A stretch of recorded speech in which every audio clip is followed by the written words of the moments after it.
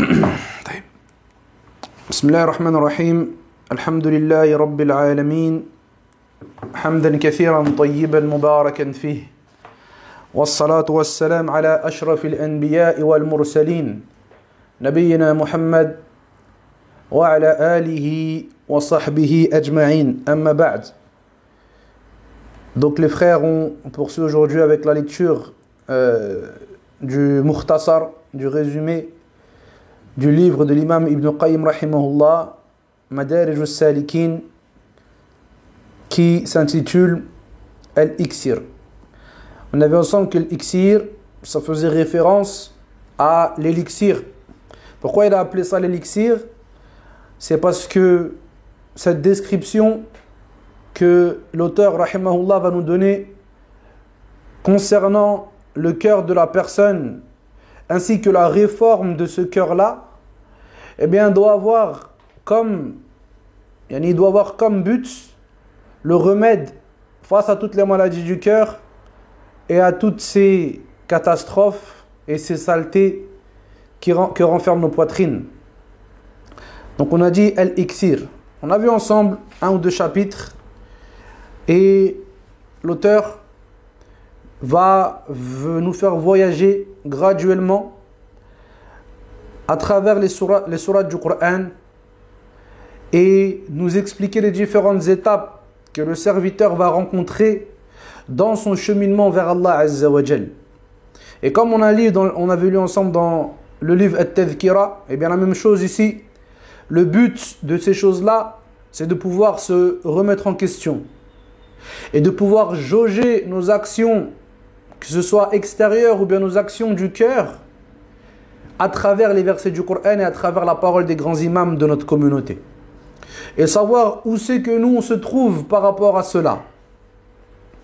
Et une fois qu'on a réussi à se remettre en question et à se poser les vraies questions et à trouver ces problèmes-là et à trouver ces maladies qui habitent nos poitrines, eh bien qu'on fasse le nécessaire à partir de ce moment-là pour les guérir. Donc on poursuit ici ensemble.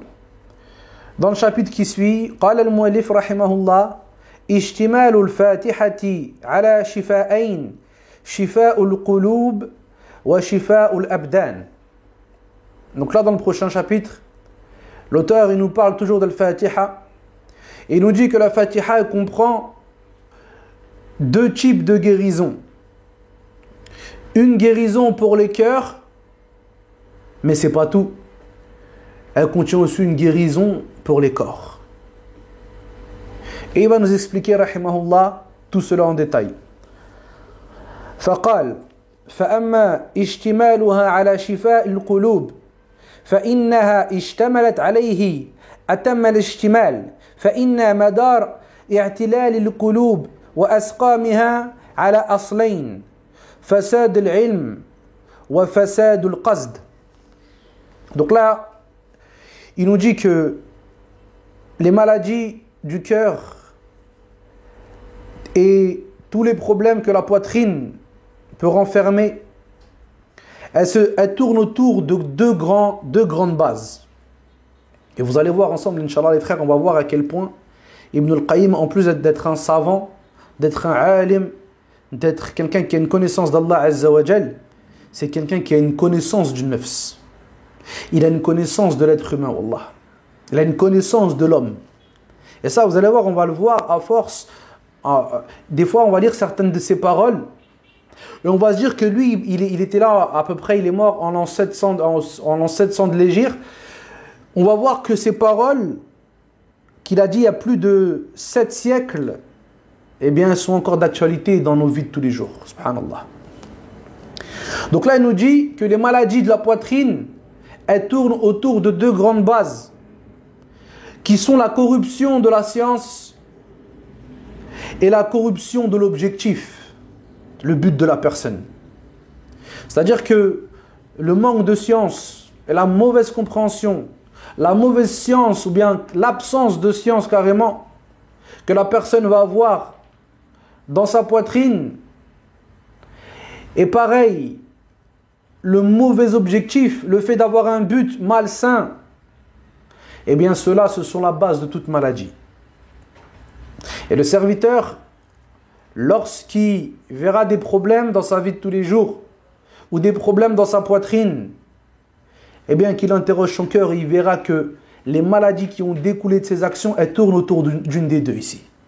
Ou bien une maladie dans son objectif, dans sa vie de tous les jours, ou bien une maladie dans les connaissances qu'il a. Il n'a pas les bonnes connaissances, il y a des choses qu'il ne connaît pas, ou bien pire encore. On sait que l'ignorance, elle est de deux types. Al-jahl, al-basit, la science simple. C'est-à-dire, par exemple, je demande à Yahya, je dis Yahya, je te dis, Aïcha, elle avait quel âge quand elle est décédée? Il me dit, je ne sais pas. Ça, c'est ce qu'on appelle une science, une ignorance simple, basit. Il ignore et il sait qu'il ignore. Et le deuxième type d'ignorance qui est encore plus dangereux et plus moche pour la personne, c'est ce qu'on appelle al-jahlu al-murakkab. C'est par exemple, si je dis à Sofiane, ya Sofiane, le prophète alayhi salatu wassalam, il est mort à quel âge? Il me dit, je sais, il est mort à 70 ans. Alors celui-là, bon, pas toi Sofiane, mais n'importe qui, hein, c'est un exemple. Eh bien celui-là, il aura une ignorance superposée. Il a ignoré qu'il ignorait. Celui-là, c'est une catastrophe. Et Al-Khalil ibn Ahmed, il disait, هذا هو الأحمق فاتركوه. Celui-là, c'est lui le vrai imbécile, délaissez-le. Écartez-vous de ces gens-là. Celui qui ne sait pas, mais il ne sait pas qu'il ne sait pas. Il ignore qu'il ignore. Donc là, ici, on comprend que les maladies du cœur, elles tournent autour de ces deux bases. Ensuite, il poursuit, rahimahullah, il nous dit وَيَتَرَتَّبُ عَلَيْهِمَا دَاءً قَاتِلًا وَهُمَا الضَّلَالُ والغضب فالضلال نتيجة فساد العلم والغضب نتيجة فساد القصد وهذان المرضان هما ملاك الأمراض أو ملاك أمراض القلوب جميعها. Donc ensuite Ibn al-Qayyim nous dit quoi? Que ces deux maladies qui vont être présentes dans le cœur du serviteur, eh bien ils vont faire naître deux, tu vas dire aussi maladie, mais c'est plus dans le sens des choses qui vont avoir un impact directement sur la personne. Il dit c'est quoi ces deux maladies meurtrières qui vont pousser de ce cœur-là, dans ce cœur-là. Et il nous dit la première, c'est l'égarement. Naam. Parce que la première des choses que tu auras besoin lorsque tu veux revenir vers Allah subhanahu wa ta'ala, avant même d'œuvrer, eh bien c'est la science, une connaissance. Qui est Allah Azza wa Jal? Comment adorer Allah subhanahu wa ta'ala? Qu'est-ce qu'Allah il aime? Qu'est-ce qu'il déteste subhanahu wa ta'ala? Donc toi tu auras besoin de cette science-là. Et le fait de vouloir adorer Allah subhanahu wa ta'ala sans cette science-là, eh bien c'est un égarement. لأن يتقرب العبد إلى الله سبحانه وتعالى بالعلم وليس بالجهل أبدا. Car le seul moyen de se rapprocher d'Allah Azza wa Jal, eh bien c'est par la science. Et on ne peut adorer Allah subhanahu wa ta'ala sur l'ignorance. Donc il nous dit que cet égarement il va naître de la corruption de la science, de ce manque de science dans le cœur de la personne. Puis il nous dit rahimahullah, et ce qui va naître de l'objectif mauvais, de l'objectif corrompu de la personne, eh bien ce qui va naître de ça, c'est la colère. Dans le sens où la personne, elle ne va pas agréer ce qui lui arrive. Lorsqu'elle ne va pas atteindre le but qu'elle s'est fixé, lorsqu'elle elle va voir qu'elle s'était tracé un chemin dans sa tête, mais que dans la réalité, ce chemin et cette trajectoire va être tout autre, eh bien à ce moment-là, il va se mettre en colère.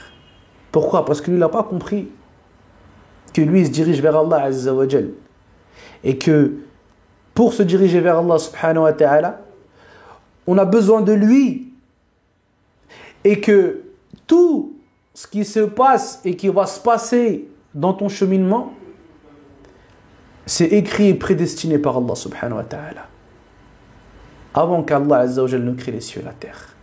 50 000 ans avant cela.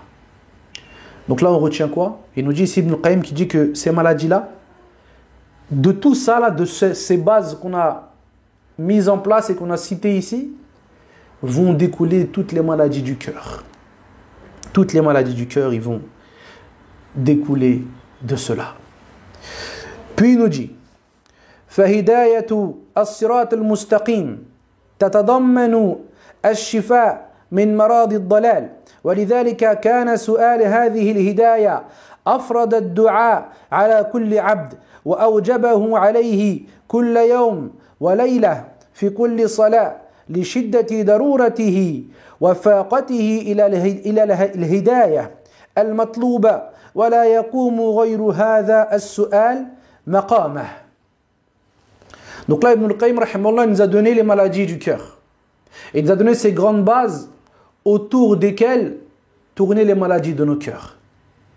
Et là, il commence à nous expliquer quels sont les chemins, par quels moyens je vais pouvoir me débarrasser de ces maladies-là, par quels moyens je vais pouvoir réformer mon cœur afin de me débarrasser de ces maladies-là et de trouver le chemin qui va m'aider à me diriger vers Allah Azza wa Jal d'une manière saine, comme Allah subhanahu wa ta'ala il aime. Donc là, il nous dit que la guidée sur as-sirat al-mustaqim, entre guillemets, on va traduire par le chemin droit. Sirat al-mustaqim, t'as compris? Alors, dans le fait de demander ça à Allah Azza wa Jal, comme on le fait tout le temps dans nos prières, il y a dans cela une guérison pour la maladie de l'égarement qui découle du problème qu'on a dit de la science ici, de l'ignorance qui habite nos cœurs. Puis il nous dit فَلِذَلِكَ, donc c'est pour cela qu'Allah subhanahu wa ta'ala a fait que parmi les du'as qui sont les plus obligatoires à chacun des serviteurs, eh bien c'est cette du'a là, le fait de demander à Allah Azza wa Jal ihdina as-sirat al-mustaqim. Et quand tu dis Allah Azza wa Jal ihdina as-sirat al-mustaqim, ici tu lui as demandé quelque chose de grand, tu lui as demandé quelque chose d'énorme. Là tu as demandé à Allah Azza wa Jal qu'il te guide dans ce droit chemin, qu'il enlève de ton cœur les ténèbres de l'ignorance et qu'il fasse rentrer dans ta poitrine la lumière de la science. C'est ça que tu lui as demandé là. Ihdina sirat al-mustaqim. Donc il dit, regarde, il dit quoi ici Ibn al-Qayyim? On comprend que si Allah Azza wa Jal a fait en sorte que Ihdina sirat al-mustaqim, ce soit une des du'as qui soit les plus obligatoires aux serviteurs. Si tu ne dis pas ça dans ta prière alors que tu es en capacité de le dire, ta prière elle est caduque. Eh bien ça nous montre à quel point le serviteur il a besoin de cette guidée. Et il a besoin de demander à Allah Azza wa Jal de le mettre sur ce chemin-là, ce chemin droit, le chemin de la science, le chemin de la connaissance, afin que le serviteur, il s'écarte de ses égarements et il s'écarte des ténèbres de l'ignorance. Et puis il finit, il nous dit quoi ici? Rahimahullah, Ibn al-Qayyim nous dit qu'aucune dua ne peut remplacer cette dua-là, il n'y a aucune dua qui peut être mise au même étage. Que quoi? Ihdina sirat al-mustaqim. T'as vu comment des mots là qu'on récite tout le temps, c'est devenu pour nous des... Wallah, on pense à tout. On est là, on récite le Fatiha. Et là, tu vas voir après encore. Akhi, tu es en train de demander à Allah Azza wa Jal qui change ton cœur ici. Là, tu es en train de lui demander qu'il mette la lumière dans ton cœur afin de sortir de cette ignorance. Parce que Shaitan, lui, veut que tu restes dans cette ignorance afin qu'il te fasse faire tout et n'importe quoi. Et toi, peut-être, tu vas donner des associés à Allah Azza wa Jal, mais tu ne vas pas te rendre compte parce que tu es ignorant. Et tu vas arriver Yawm al-Qiyamah, tu vas être avec les associateurs, avec les non-musulmans. Tu diras, mais j'étais un musulman, moi. La. Ça, c'est ce que toi, tu croyais. Ça, c'est ce que toi, tu as cru. Mais non. Parce que ton ignorance, ça ne t'a pas permis de voir ces choses-là. Donc, réciter le Coran, c'est bien. Mais réciter le Coran avec méditation, avec réflexion, en prenant du recul sur ce qu'Allah Azza wa Jal nous dit, Wallah, c'est encore mieux. Donc il nous dit ici, rahimahullah, que aucune invocation ne prend la place de cette invocation. Puis il poursuit en nous disant والتحقق بإياك نعبد وإياك نستعين علما ومعرفة وعملا وحالا يتضمن الشفاء من مرض فساد القلب والقصد. Donc là il nous dit, on a parlé et on a dit que le fait de dire Ihdina sirat al-mustaqim, c'était un remède pour le problème et les maladies de l'ignorance qui sont présentes dans la poitrine. Et là, il nous dit que Iyyaka na'budu wa iyyaka nasta'in. Le fait de dire c'est toi seul que nous adorons et c'est toi le seul auprès de qui nous cherchons le secours. Eh bien ça c'est une maladie, une guérison afwan pour les maladies du cœur quant aux mauvais objectifs, au but qui est mal placé. Iyyaka na'budu wa iyyaka nasta'in. Donc quand le serviteur il dit ça, eh bien là il est en train de mettre un vrai but dans sa vie. C'est quoi le vrai but dans sa vie? Adorer Allah Azza wa Jal seul, sans rien lui associer. Donner une place à Allah subhanahu wa ta'ala dans ton cœur qui fait qu'il n'y a personne qui peut prendre la place d'Allah Azza wa Jal ici. Khlas. Ici c'est mort. Allah Azza wa Jal dans le Coran, dans le Baqarah, وَمِنَ النَّاسِ مَا يَتَّخِذُ مِن دُونِ اللَّهِ أَنْدَادًا يُحِبُّونَهُمْ كَحُبِّ اللَّهِ وَالَّذِينَ آمَنُوا أَشَدُّ حُبًّا لِلَّهِ. Allah il nous dit, et parmi les gens, il y en a qui mettent des égos avec Allah. Ils mettent des gens au même stade qu'Allah. Qu'est-ce qu'ils font Allah? Ils adorent des statues. Il ne dit pas ça, Allah Azza wa Jalla. Il dit quoi? Il dit, ceux-là, ils aiment les autres comme on aime Allah. Après, il dit quoi, subhanahu wa ta'ala? Il dit, mais cependant, ceux qui ont cru, eux, ils ont un amour pour Allah qui est encore plus fort. Donc, tu as vu la véracité du cœur et ces actions du cœur qui, pour nous, sont des fois insignifiantes. C'est une place énorme auprès d'Allah, subhanahu wa ta'ala. Donc, il nous dit, ici, Iyyaka na'budu, c'est toi seul que nous adorons. Wa iyyaka nasta'in, et c'est toi le seul auprès de qui on va chercher le secours. Il te dit, celui qui arrive à comprendre ce verset, avec science, avec connaissance, avec les actions, alors celui-là, il va guérir la maladie du cœur qui est le fait d'avoir un but malsain, un but erroné. Dans ces quelques mots qu'on répète souvent, il y a une guérison pour les poitrines concernant l'objectif du serviteur. Puis ensuite, il poursuit, il nous dit, ثم إن القلب يعرض له مرضان عظيمان إن لم يتداركهما ترامي به إلى التلف ولا بد وهما الرياء والكبر فدواء الرياء إياك نعبد ودواء الكبر وإياك نستعين. Donc il nous dit, et ce cœur-là, il y a des maladies qui peuvent lui être présentées. Il y a des maladies qui vont tout faire pour pénétrer sa poitrine et pour s'emparer de ce cœur-là. Il nous dit quoi ici? Ibn Qayyim il dit Maradan aziman, des maladies qui sont immenses, très très graves. Il nous dit que si le serviteur il ne les capte pas, eh bien ces deux maladies-là elles vont le prendre et elles vont le mener à sa perte. Wala boud. Et c'est sûr elles vont le mener à sa perte. Après il te dit quoi ici? Ces maladies, qu'est-ce que c'est? Ar-riya, l'ostentation. Wal-kibr, ainsi que l'orgueil.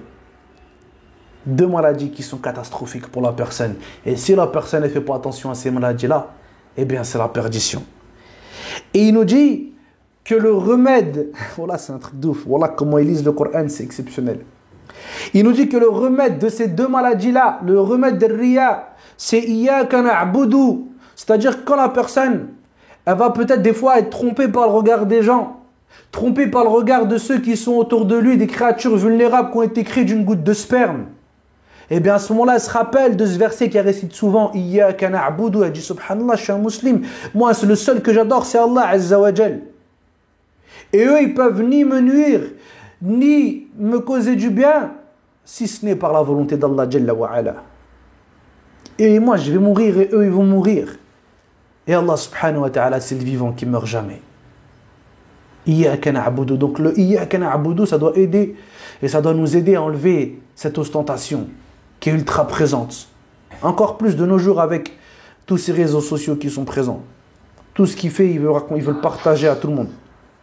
La moindre action qu'il va faire, que ce soit pour se rapprocher d'Allah ou bien une action par laquelle il s'écarte d'Allah, eh bien il faut qu'il la montre. Il faut que tout le monde soit au courant.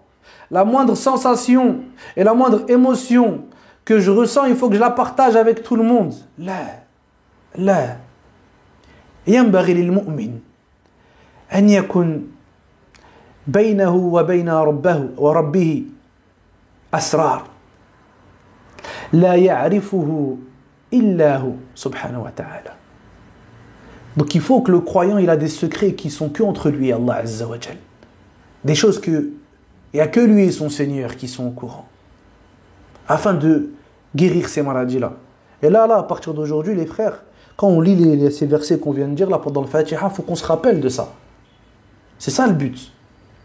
Iyyaka na'budu wa Allah subhanallah. Ya Allah, Iyyaka. En plus en arabe ici, on a le hasr. Parce que le Iyyaka, on te l'a mis devant. Iyyaka, c'est toi le seul que nous adorons. Wa Iyyaka nasta'in. Et c'est toi le seul auprès de qui on va chercher le secours. Donc on se rappelle de ça. Quand on a ce truc de penser au regard des gens, de penser à ce que les autres ils vont dire, ou des fois dans nos actions, on va voir qu'on est étrange parmi les gens. On a vu ça la semaine dernière, Ibn al-Qayyim il te le dit, il te prévient, il te dit attention, quand toi tu vas prendre ce chemin-là, sache que tu ne vas pas être avec la plupart des gens. Sache que la plupart des gens ils ne seront pas avec toi sur ce chemin-là. Toi tu vas être dans la minorité. Toi tu seras avec les étrangers ici. Mais sois fort. Rappelle-toi de celui que tu adores. Et rappelle-toi que c'est le seul que tu adores. Et que le regard des gens, tu n'en as que faire. Tant qu'Allah Azza wa Jalla est satisfait de toi. Puis il nous dit que la guérison de l'orgueil ici, c'est Iyyaka nasta'in. Dans quel sens Iyyaka nasta'in? Yani, tu es le seul auprès de qui nous demandons le secours. Dans quel sens c'est une guérison face à l'orgueil, cette maladie terrible. Ici, dans le sens où la personne, quand elle va se rappeler et elle va comprendre que tout ce qu'elle peut faire, elle peut le faire que par la volonté d'Allah Azza wa Jal. Et que tout le bien qu'elle a fait dans sa vie et qu'elle va faire dans son futur, elle l'a fait que par la grâce d'Allah Azza wa Jal. Parce qu'Allah subhanahu wa ta'ala, il l'a waffaq ila hadhi al-a'mal. Allah Azza wa Jalla lui a facilité, il lui a ouvert la porte par ses actions. Il n'a pas laissé livrer à sa propre personne. Donc une fois qu'il a compris ça, et bien forcément ce qui va naître dans le cœur de cette personne-là, eh bien c'est la modestie. Il va être modeste. Il va se dire, subhanallah, moi j'ai rien fait. La hawla wa la quwwata illa billah. Il y a de puissance et de changement de situation que de la part d'Allah Azza wa Jal. Moi j'ai rien fait. Allah subhanahu wa ta'ala il a choisi. Et il m'a facilité. Et il m'a ouvert la porte aux actions. Donc moi je peux que le remercier. Avec modestie et avec humilité. Ensuite il nous dit, rahimahullah, وكثيرا ما كنت أسمع شيخ الإسلام ابن تيمية قدس الله روحه يقول بإياك نعبد تدفع الرياء وبإياك نستعين تدفع الكبرياء. Donc là il nous dit Ibn al-Qayyim que souvent il entendait son cheikh al-Islam Ibn Taymiyyah rahimahullah, souvent il entendait dire que Iyyaka na'budu ça poussait de la personne l'ostentation et Iyyaka nasta'in ça repoussait de la personne l'orgueil. Pour ce qu'on a cité précédemment, parce que la personne quand elle comprend ces choses-là, alors elle reste à sa place et elle remet les priorités à leur place. ثم قال رحمه الله فإذا عوفي من مراد الرياء بإياك نعبد ومن مراد الكبرياء والعجب وإياك نستعين ومن مراد الضلال والجهل بإهدنا الصراط المستقيم عوفي من أمراضه وأسقامه ورفل في أثواب العافية وتمت عليه النعمة وكان من المنعم عليهم غير المغضوب عليهم ولا الضالين.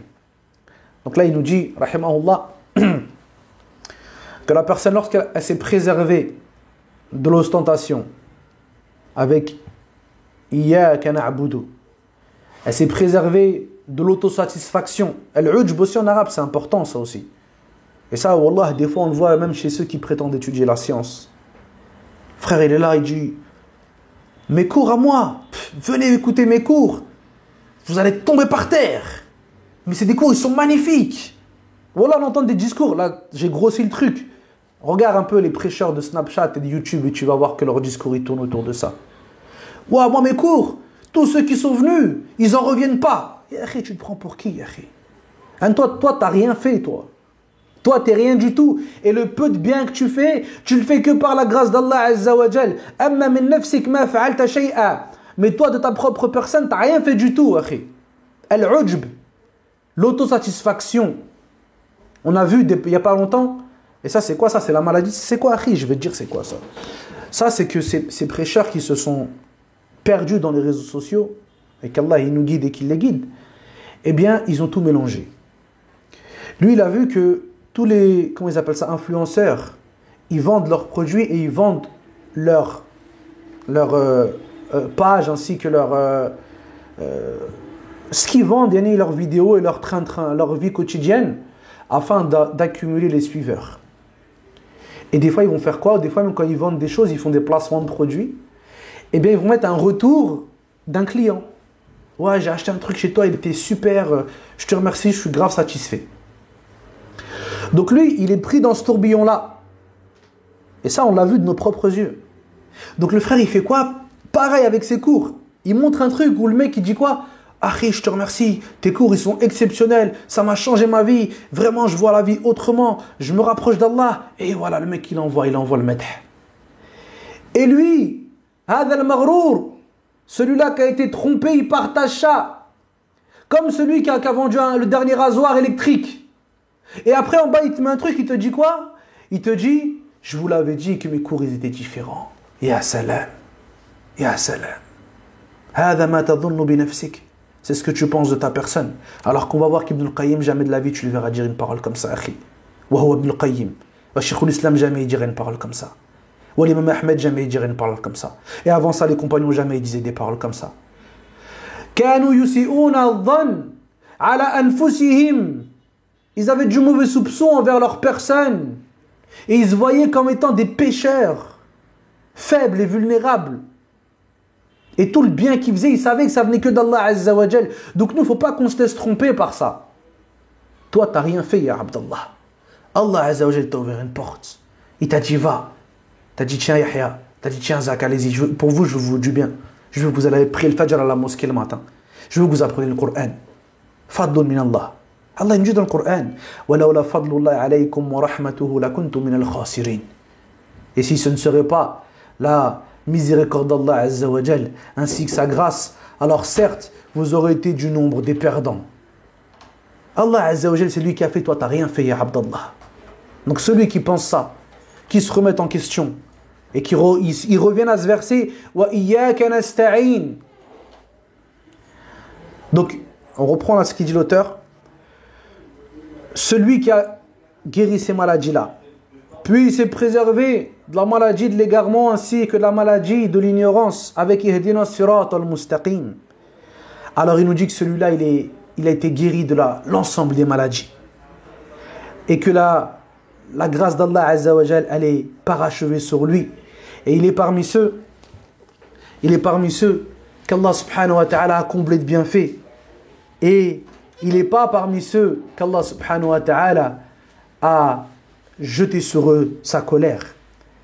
Et il te dit que ceux qu'Allah Azza wa Jal s'est mis en colère contre eux, ce sont ceux qui ont eu la maladie qu'on a dit de l'objectif, du but qui était malsain.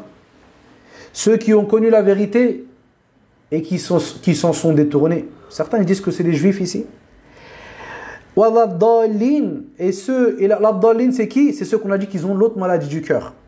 fasad al-ilm, de l'ignorance, et ça certains disent que c'est les chrétiens, c'est-à-dire que ceux qui ont ignoré la vérité et qui ont œuvré avec l'ignorance.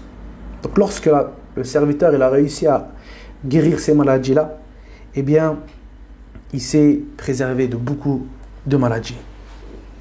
On va finir, Inch'Allah, brièvement le chapitre et après on va se quitter, Inch'Allah. Donc ensuite, il poursuit en nous disant, rahimahullah, vous avez une question?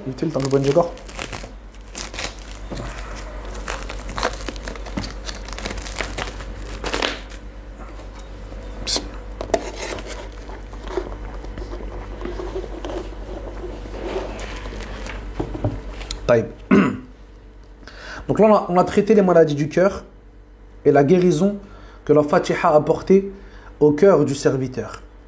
Et là, ensuite, il va nous parler, rahimahullah, de la guérison concernant le corps.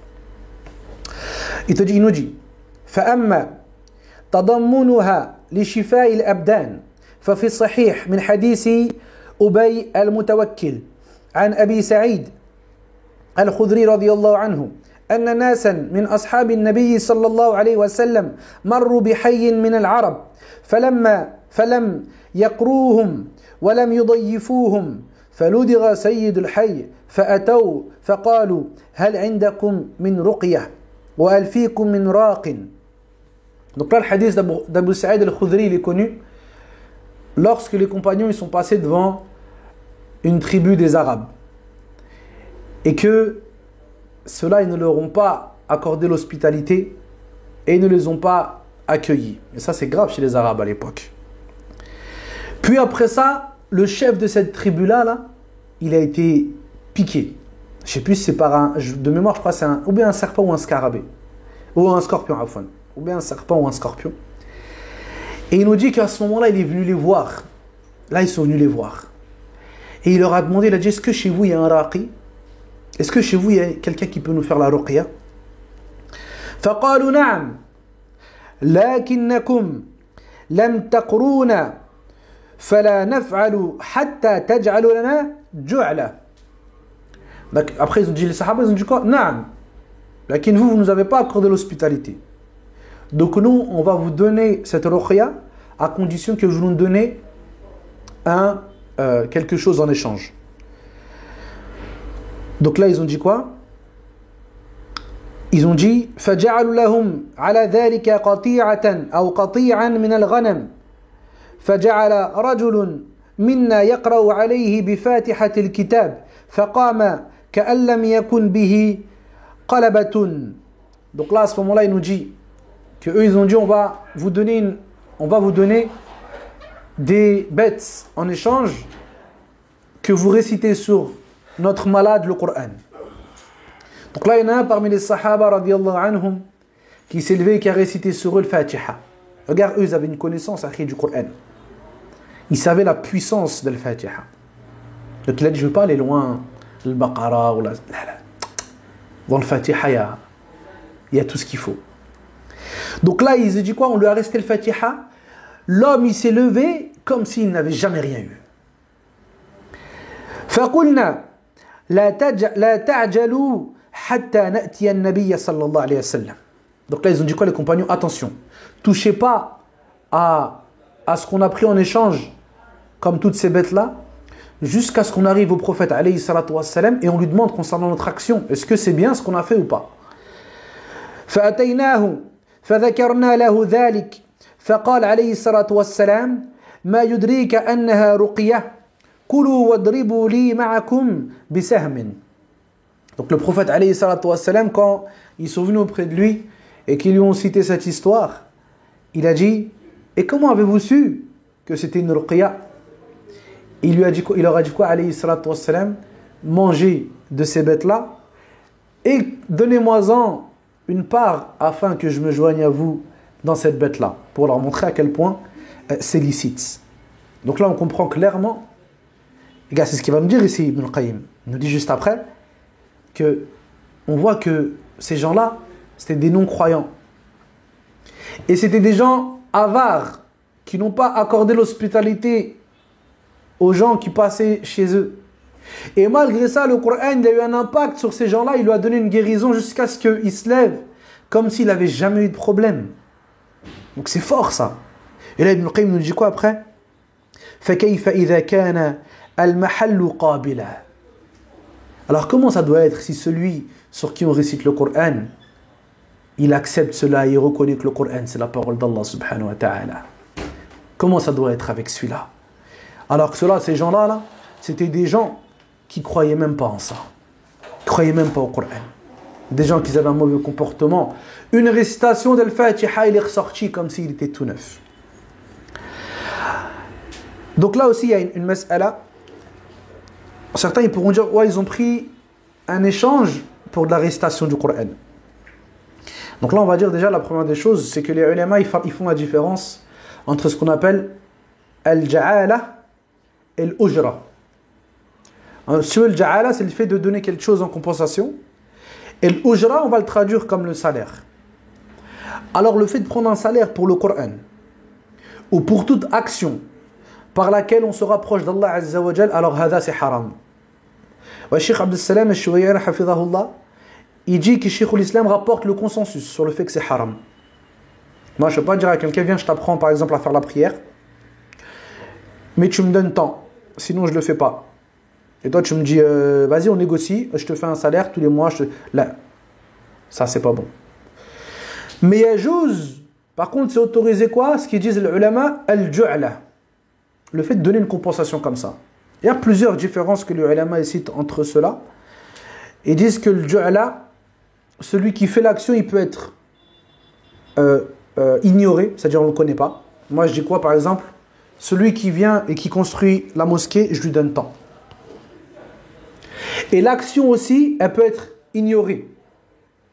C'est-à-dire qu'on ne sait pas combien de temps ça va mettre. On ne sait pas qu'est-ce que ça va lui coûter au mec. Moi, par exemple, j'ai perdu quelque chose. Je dis, celui qui trouve ce que j'ai perdu, je lui donne tant. Celui qui va trouver, je ne le connais pas. Et le temps qu'il va mettre et le travail, les efforts qu'il va faire pour trouver ce que j'ai perdu, on ne sait pas ce que c'est. Donc à ce moment-là, on appelle ça quoi? Une ju'la. Si tu veux une compensation. Alors ça, yajouz. Même pour les actions qui sont ce qu'on appelle at-taqarrub ila Allah azza wa jal, des actions qui vont te rapprocher d'Allah subhanahu wa ta'ala. Donc il faut faire la différence entre les deux, et ça c'est ce qu'on apprend dans les livres de fiqh. Taïb. Ensuite Ibn al-Qayyim finit le chapitre ici en nous disant que il a des expériences personnelles avec la Fatiha.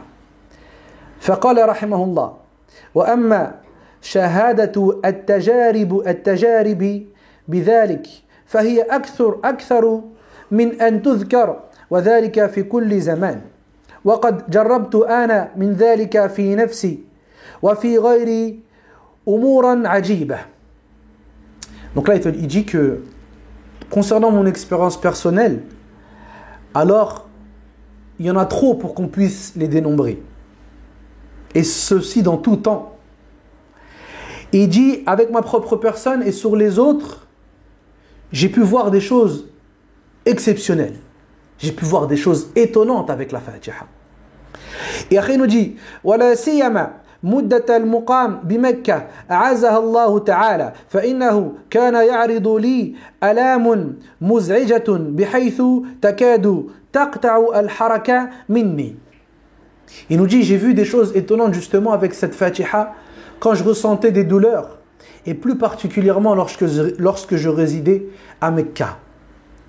Il dit, j'ai eu et ressenti des douleurs qui causaient de grands dérangements, jusqu'à ce que des fois j'arrive même plus à bouger.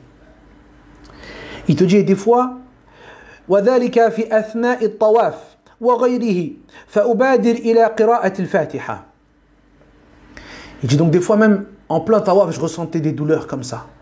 Il dit à ce moment-là, je me précipite dans la lecture de l'Fatiha.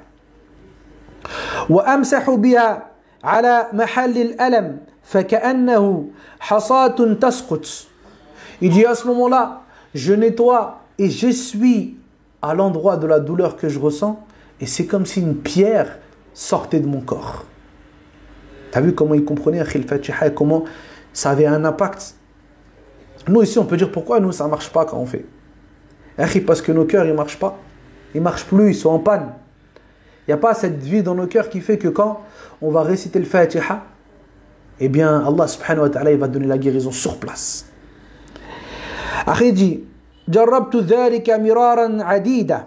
Donc beaucoup de fois كنت آخذ قدحا من ماء زمزم فأقرأ عليه الفاتحة مرارا وأشرب فأجد به من النفع والقوة ما لم أعهد مثله في الدواء. Après il nous dit quoi? Il dit des fois je ressentais de la faiblesse et je prenais un verre dans lequel je mettais du zamzam et je récitais dedans le Fatiha. Et il dit je trouvais une force ainsi qu'une utilité dans mon corps que je trouve nulle part ailleurs, dans aucun médicament, dans aucun remède. Après, le gars, il te dit quoi? Regarde, là c'est ce qu'on faisait référence tout à l'heure aux gens là, qui parlent, là, comme ça, ils disent, ouais, moi, mes cours, et moi, ça fait 10 ans, j'ai sacrifié ma vie pour dîner, etc. Et ils chantent des mélodies, là. Il dit, wal amru a'zamu min dhalik, walakin bihazbi quwwati al-iman, wa sihhati al-yaqin, wallahu al-musta'an. Wallah, là, il finit avec une parole qu'on devrait méditer, wallah. Il nous cite son expérience là, que pour nous c'est déjà quelque chose. Il nous dit, mais l'affaire elle est encore plus grande que ça. Mais cependant, ça dépend de la force de la foi et de la force de la certitude du serviteur. Et c'est auprès d'Allah qu'on cherche le secours. Là il te fait comprendre quoi? Il te fait comprendre qu'en vrai, la Fatiha elle fait encore des trucs plus grands encore. Mais ils disent, moi comme j'ai une foi qui n'est pas très très forte et j'ai un yaqin qui est faible, c'est pour ça que moi je ne vois pas grand chose de la Fatiha. Ça c'est Ibn Qayyim qui parle. Tu dis l'affaire elle est plus grande encore avec la Fatiha. Mais moi j'ai pas vu beaucoup parce que la foi comme elle est faible, comme le yaqin il n'est pas fort, eh bien c'est les seules choses qu'on a pu voir de la Fatiha. Donc là on comprend ici que cette sourate, subhanallah, on doit vivre avec, on doit la méditer, elle doit nous accompagner dans notre vie de tous les jours. Ce n'est pas seulement des paroles qu'on répète plusieurs fois dans la journée et qui n'ont pas de sens dans nos vies. Donc on demande à Allah Azza wa Jal de faire en sorte que la Fatiha elle rythme nos vies, qu'elle guérisse nos cœurs et qu'elle soit pour nous une lumière dans ce bas monde ainsi que dans l'au-delà. سبحانك اللهم وبحمدك أشهد أن لا إله إلا أنت أستغفرك وأتوب إليك وصلى الله وسلم على نبينا محمد وعلى آله وصحبه أجمعين والحمد لله رب العالمين وبارك الله فيكم.